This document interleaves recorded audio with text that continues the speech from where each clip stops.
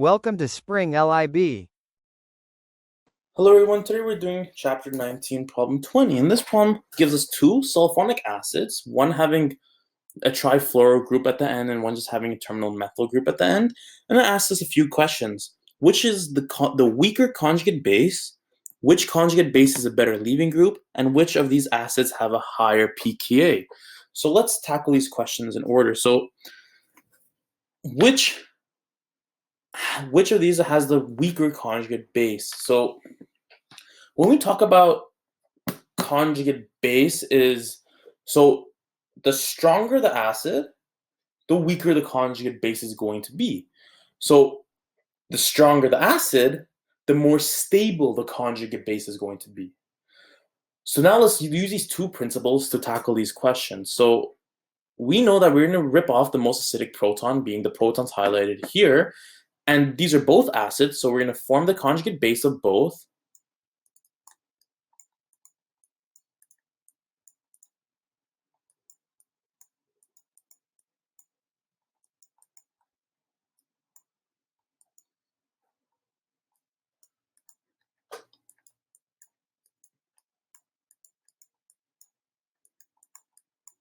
Okay, so we formed the conjugate base of both of these molecules with the proton ripped off.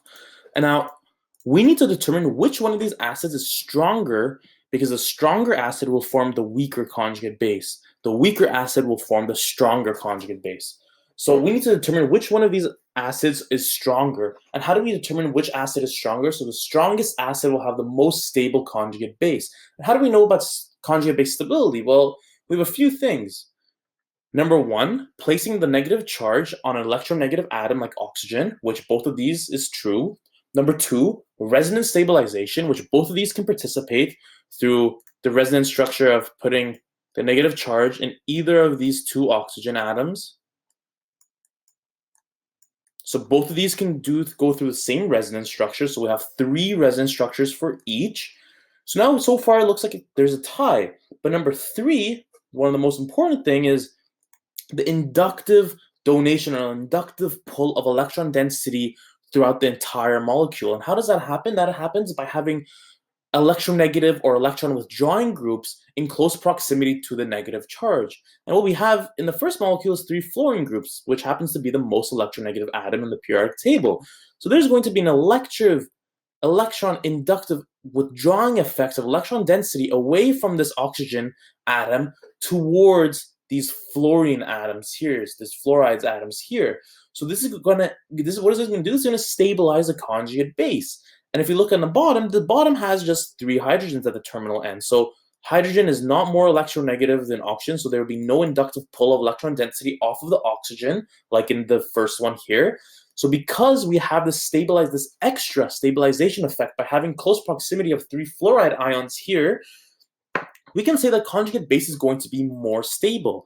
So that means because we have a more stable conjugate base, the molecule up here is going to be more acidic than the bottom one. The bottom one is going to be less acidic.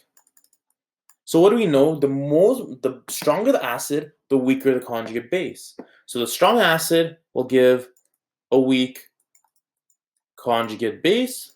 The weak acid will give a strong conjugate base. So what else does this question ask? So this question asks, which conjugate base is the better leaving group? So in terms of leaving group, you want the leaving group to be able to stabilize a negative charge the most. So in terms of leaving group, the best leaving group is going to be the one that's able to stabilize a negative charge. And we already determined, because both of these can stabilize through having a negative charge on an electronegative oxygen atom, can stabilize through having three resonance structures, but the top one can also have an additional layer of stability by moving the electron density through inductive effect onto these electronegative fluoride ions. We know that the top conjugate base is more stable than the bottom conjugate base. So because the negative charge is able to be stabilized more on the conjugate base here, this conjugate base is going to act as the better leaving group than the bottom, which is going to be worse leaving group.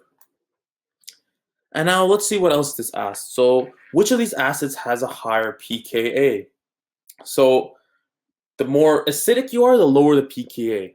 So we're going to have the top one is more acidic, so it's going to be low pKa. And the bottom one is a worse acid, so it's going to have a higher pKa.